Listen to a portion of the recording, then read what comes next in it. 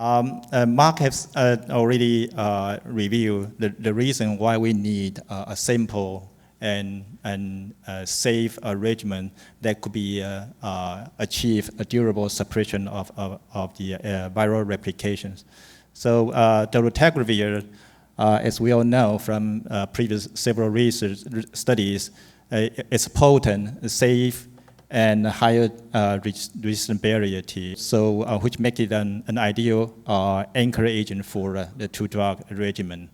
And ripivirine, which is safe and well tolerated, and also very efficacious in demonstrating in clinical trial in patients who are lower a viral load less than 100,000 copies, which makes it an optimal partner to compose the two-drug regimen. So the SOAR study aims to evaluate whether a two-drug regimen consistent of dolutegravir and ripivirine could be as efficacious as our conventional three-drug or four-drug regimen in maintaining the viral suppression. So this is the study design. SOAR1 and SOAR2 were identically designed, randomized multi-center open-label studies conducted in 13 countries. The inclusion criteria include those individuals who, HIV-positive individuals who have been on stable current antiretroviral therapy for 6 months or longer before screening. And they have to be on their first or second antiretroviral therapy without any changes made to the regimen because of virological failure. And they have to be confirmed plasma viral load less than 50 copies during the previous 12 months before screening. And very importantly, they have to be HBV negative.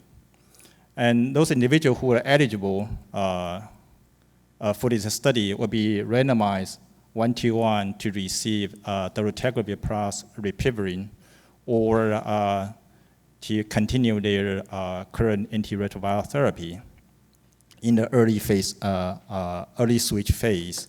After week 52, all patients will be randomized, continue or assigned to receive dolutegravir and ripivirine over the remaining study period.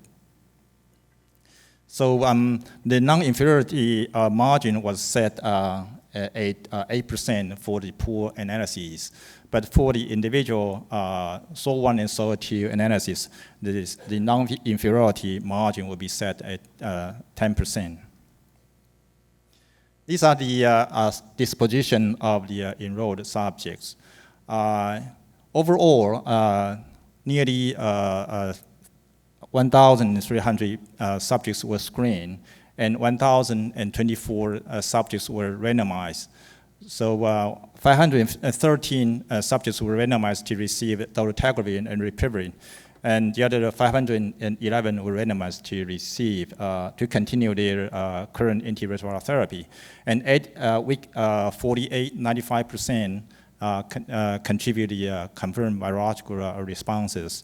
And at week 52, 94% and 93% in the dolutegravir arm and CAR arm, respectively, complete the early switch phase. And at week 52, 29% in the dolutegravir arm versus 29 patients accounted for 60%, and 34 patients in the CAR respectively withdraw from the trial. And the baseline characteristic, demographic and baseline characteristic were shown here. Here you can see almost 30% of the enrolled subjects were age greater than 50 years old. And female subjects accounted for more than 20% in each arm. Most of them had already had a CD4 count greater than 500 when they were enrolled in these clinical trials. They were more than 50% of the subjects were receiving NNRTI continued regimens at the screening. And the other, about 25% were receiving protease inhibitor on screening. And about 20% were receiving the other integrase inhibitors at baseline. And more than 70% of the subjects were receiving TDF at the baseline before being enrolled in this clinical trial. And their duration of antiretroviral therapy before entering into the study was 4 years or longer in terms of the treatment duration. And then this slide shows the snapshot outcome at week 48, which is just shown by Mark. Here you can see 95% of the subjects in each arm continue to have a viral suppression less than 50 copies per ml. And the virological non-response occurred in less than 1%, or 1% in each arm. When we perform the adjust treatment analysis, here you can see the difference between the two arms was 0.2 percentage point, confirming that the switch to dolutegravir plus ripivirine was non-inferior to continuation of current antiretroviral therapy. If we look at separately the SOL-1 and SOL-2 study, basically the treatment response, the virological responses are quite similar between these two studies, and also between the treatment arms in each in SOL-1 or SOL-2. And the treatment differences was 0.6% and 0.2% respectively in SOL-1 and SOL-2, both confirming that the switch to dolutegravir plus ripivirine was non-inferior to continue current antiretroviral therapy in either SOL-1 or SOL-2.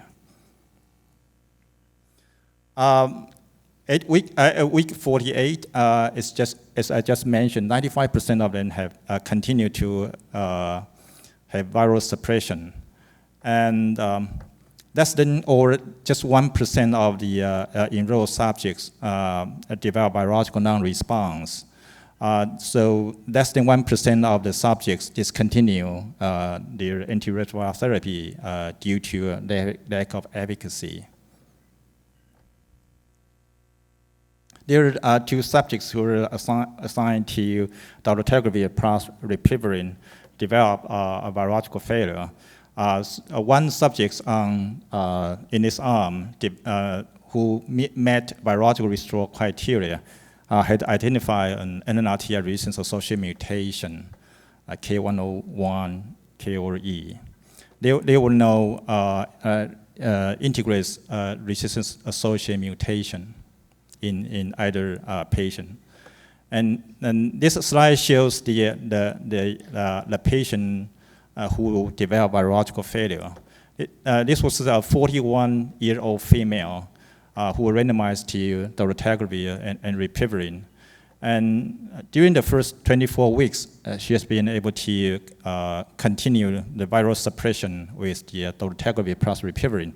But after week 24, she was non-adherent to the regimen assigned, and the viral rebound to more than 1 million copies per ml was identified. And the virus, the HIV-1 was found to be resistant to NNRTI with a mild increased fold change to ripivirine after developing K101 KE mutation, which is conferred resistance to NNRTI. But phenotypically, the HIV-1 remain susceptible to ripivirine. So the patient continue dolutegravir plus ripivirine. So within the first 4 weeks, the viral load declined to 1,000 copies, but she has had to be withdrawn from the study according to the protocol. She continued to receive dolutegravir and ripivirine and subsequently, the viral suppression could be achieved with the same regimen. And for those two arms in the early switch phase, any serious AE developed in 5% and 4% in the dolutegravir arm and CAR arm respectively. But in the dolutegravir arm, 4% of those subjects achieved withdrawal from the study because of adverse events, and 2% were related to CNS AE. For those patients who were assigned to dolutegravir plus ripivirine, there were 21 patients subsequently withdraw from the trial because of adverse events. As I just mentioned before, nine were related to CNS AE. For example, 4 patients withdraw because anxiety, 3 because depression or depressed mood in another 1 subject. Dolutegravir and ripivirine could continue their lipid control. For example, in this study, from baseline to week 48, the total cholesterol remained unchanged, basically, compared with the continuation of current antiretroviral therapy. And we observed this without significant changes from baseline to week 48 in terms of the HDL cholesterol and LDL cholesterol. But there was a significant decline of total triglyceride. So when we look at the total cholesterol versus HDL ratio, in both arms, the ratio declined from 3.8 to 3.7. In terms of the turnover of the bone with continuation of antiretroviral therapy, you can see among those individuals who were assigned to dolutegravir plus ripivirine, there was a significant decrease of the bone turnover markers. For example, the bone-specific alkaline phosphatase, osteocalcin. But in the CAR arm, there was an increase of the bone turnover markers. So in conclusion, a switch to novel once-daily two-drug regimen consistent of dolutegravir plus ripivirine demonstrate high efficacy and was confirmed to be non-inferior to the continuation of 3 or 4 drug regimen in those virologically suppressed HIV-1 infected adults. And the safety profile of both dolutegravir and ripivirine were consistent with their respective levels. Switch to dolutegravir plus ripivirine had a neutral effects on lipids, while significantly improved the bone turnover markers. Wow. Probably time is up. Thank you. Thank you.